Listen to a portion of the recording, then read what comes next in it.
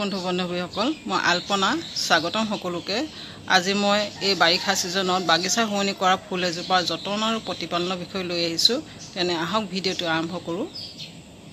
আজি মই লৈ আহিছোঁ এমাৰলিছ লিলি যতন আৰু প্ৰতিপালনৰ বিষয়ে এইজোপা সামাৰ সিজনত খুব সুন্দৰকৈ বাগিচা শুৱনি কৰা ফুল হয় এইজোপাক বিশেষ যত্নৰ প্ৰয়োজন নাই কিন্তু পটত লগালে অলপ যত্ন ল'ব লগা হয় এইজোপা বাল্বৰ পৰা গ্ৰো হোৱা প্লেন হয় এইজোপাই এই মাৰ্চ এপ্ৰিল মাহৰ পৰা ফুলিবলৈ আৰম্ভ কৰে খুব সুন্দৰ ইয়াৰ ফুলবিলাক বিভিন্ন ৰঙত পোৱা যায় মোৰ এইজোপাৰ ৰঙা ফুলিছে মোৰ কালেকশ্যনত কেইবাটাও ৰং আছে বাল্বৰ পৰা গ্ৰো হোৱা প্লেন যেতিয়া এইজোপা আপোনাৰ বাগিচাৰ পাৰ্মানেণ্ট ফুল হয় খুব মৰম লগা ইয়াৰ ফুলবিলাক আৰু এইটো গুলপীয়া ৰঙৰ ফুলিছে ইয়াৰ ফুলবিলাক বিভিন্ন ৰঙত পোৱা যায় ৰঙা বগা হালধীয়া গুলপীয়া বাই কালাৰটো পোৱা যায় ইয়াৰ ৰং মানে দুটা ৰঙত তাৰোপৰি ইয়াৰ ফুলবিলাক ডাবল পেটাৰ্ণটো পোৱা যায় আৰু সিঙ্গল পেটাৰ্ণটো পোৱা যায় ডাবল পেটাৰ্ণৰ মোৰ আছে অৱশ্যে ফুলা নাই কিয়নো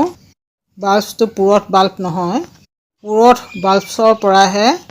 ফুলিবলৈ এনেদৰে ষ্টিক ওলাই আহে এইজোপা ইনডোৰ প্লেণ্ট হয় আপোনালোকে পোনে পোনে সূৰ্যৰ পোহৰত নথব ছাহত থব সম্পূৰ্ণ পোহৰ পৰা ব্যৱস্থা জেগাত পোনে পোনে সূৰ্যৰ পোহৰত থলে ইয়াৰ গ্ৰোথ খুব ভাল নহয় পুৱাৰ কোমল ৰ'দটো 2-3 ঘণ্টাৰ বাবে পালে খুব সুন্দৰ গ্ৰোথ হয় আৰু ফুল ফুলে মই এই পটটোত এটাই বাল্বছ লগাইছিলোঁ চাওক কিমান বাল্বছ হৈ গ'ল সৰু সৰু বাল্বছৰ পৰাও নতুন পুলি ওলায় ছেপ্টেম্বৰ অক্টোবৰ মাহত আপোনালোকে ইয়াৰ বাল্বছ লগাব পাৰে তেতিয়া আপোনালোকৰ মাৰ্চ এপ্ৰিলত ফুলজোপা ফুলিবলৈ আৰম্ভ কৰিব আপোনালোকে নাৰ্চাৰীৰ পৰা বা আন ক'ৰবাৰ পৰা ইয়াৰ বাল্বছ আনে তেনে সৰু সৰু বাল্বছ নানিব অলপ ডাঙৰ বাল্বছ আনিব সৰু সৰু বাল্বছৰ পৰা ফুলিবৰ বাবে কলিয়ে সৈতে ষ্টিক ওলাই আহোঁতে টাইম লাগে 2-3 বছৰ লাগি যাব পাৰে কিয়নো ইয়াৰ ডাঙৰ বাল্বছৰ পৰাহে ফুলিবৰ বাবে কলিয়ে সৈতে ষ্টিক ওলাই আহে যেতিয়া এনে আপোনালোকে এনেকুৱা পুৰঠ বাল্বছ আনিব এইটো মোৰ পুৰঠ বাল্বছ হয় এয়া চাওক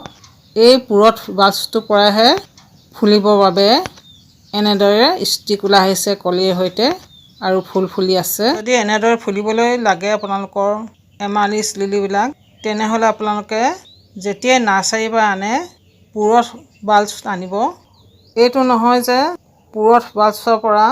ফুলিবৰ বাবে অকল এডালেই ষ্টিক ওলাই আহে এনে নহয় পুৰঠ বাল্বছৰ পৰা 4-5ডালকৈ কলিৰ সৈতে ষ্টিক ওলাই আহে মোৰ এয়া চাওক এই বাল্বছটোৰ পৰা ফুলিবৰ বাবে 2ডালকৈ ষ্টিক ওলাই আহিছে কলিৰ সৈতে ইমান ধুনীয়া এই ফুলকিপাহৰ ৰংটো চাওক সঠিককৈ যতন আৰু প্ৰতিপালন পালে ইয়াৰ ফুলবিলাক বহু দিনলৈকে থাকে নহ'লে ফুলবিলাক কম দিনৰ ভিতৰতে জয় পৰি যায় সেই এইজোপাক ৰুওঁতে পটটো মাটি প্ৰস্তুত কৰাৰ ওপৰত গুৰুত্ব দিব লাগে যিহেতু পটত দিয়া মাটিখিনিৰ পৰাই ফুলজোপা আহাৰ সংগ্ৰহ কৰি ফুল ফুলিব নহয়নে সেই এইজোপা পটটো মাটি প্ৰস্তুত কৰোঁতে আপোনালোকে বালিয়া মাটি লৈহে পটটো মাটি প্ৰস্তুত কৰি ল'ব যিহেতু এইটো বাল্বৰ পৰা গ্ৰো হোৱা প্লেন হয় আৰু নতুনকৈ বাল্বছ গ্ৰো হৈ থাকে সেইবাবে আপোনালোকে বালিয়া মাটি দিলে খুব বেছিকৈ ইয়াৰ বাল্বছ প্ৰডিউচ হ'ব এই বালিয়া মাটিৰ লগত আপোনালোকে 40% সাৰ ল'ব যিকোনো সাৰ ল'ব পাৰে আপোনালোকে কেঁচু সাৰ বা শুকান গোবৰ বা এই দুইবিধ সাৰে সম পৰিমাণে মিলাই লৈ পটটোৰ মাটিখিনি দিব পাৰে আপোনালোকৰ বালিয়া মাটি নাই যদি 50% সাধাৰণ মাটি 50% বালি দি বালিয়া মাটি প্ৰস্তুত কৰি ল'ব কেতিয়াবা দেখা যায় এই ফুলজোপাৰ পাত হৈ যায় কিন্তু ফুল নুফুলে এনে হ'লে আপোনালোকে এটা কাম কৰিব এনেদৰে ইয়াৰ পাতবিলাক কাটি দিব এই কামটো আপোনালোকে জানুৱাৰী ফেব্ৰুৱাৰী মাহত কৰিব বা বাৰিষা সিজনত কৰিব তেতিয়া কি হয় এনেদৰে কাটি দিলে ফুলজোপা ৰেষ্টিং আৱাৰ্ছলৈ যায় তেতিয়া তাৰ ঠিক 2 মাহমানৰ পাছৰ পৰাই কলিৰ সৈতে ফুলিবৰ বাবে ষ্টক ওলাই আহে বৰ্তমান মোৰ এইজোপা ফুলা নাই সেইবাবে মই এইজোপা পাতবিলাক এনেদৰে কাটি দিছোঁ বহুতে ভয় খায় ফুলজোপা মৰি যাব বুলি কিন্তু নমৰে যিহেতু এইজোপা বাল্বাছ প্লেণ্ট হয় এতিয়া মোৰ এইদৰে কাটি দিয়াৰ পাছত ফুলজোপা ৰেষ্টিং আৱাৰলৈ যাব ঠিক ইয়াৰ 2 মাহমানৰ পাছতে ইয়াৰ পুৰঠ বাছবিলাকৰ পৰা কলিয়ে সৈতে ষ্টিক ওলাই আহিব এনেদৰে। এতিয়া আহোঁ এইজোপাক মাজে মাজে দিব লগা সাৰৰ বিষয়ে। যিকোনো ফুল ফুলা ফুলৰ পৰা আপোনালোকে বেছিকৈ ফুল পাবলৈ হ'লে পটাছিয়ামযুক্ত লিকুইড সাৰ দিব লাগে। তেতিয়া ফুলজোপা ফুল বেছিকৈ ফুলাৰ লগতে ফুলৰ উজ্জ্বলতাও বৃদ্ধি পায়। কলৰ বাকলিত যথেষ্ট পটাছিয়াম থাকে, সেয়ে কলৰ বাকলিৰ পৰা প্ৰস্তুত কৰা লিকুইড সাৰ আপোনালোকে ফুলজোপা গুৰিত দিব পাৰে সপ্তাহত এবাৰকৈ। আৰু কেমিকেল সাৰ দিব বিচাৰিলে আপোনালোকে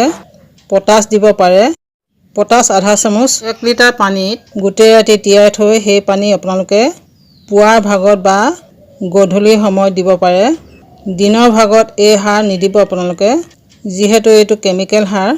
গছজোপা অনিষ্ট কৰাৰ সম্ভাৱনা অধিক থাকে।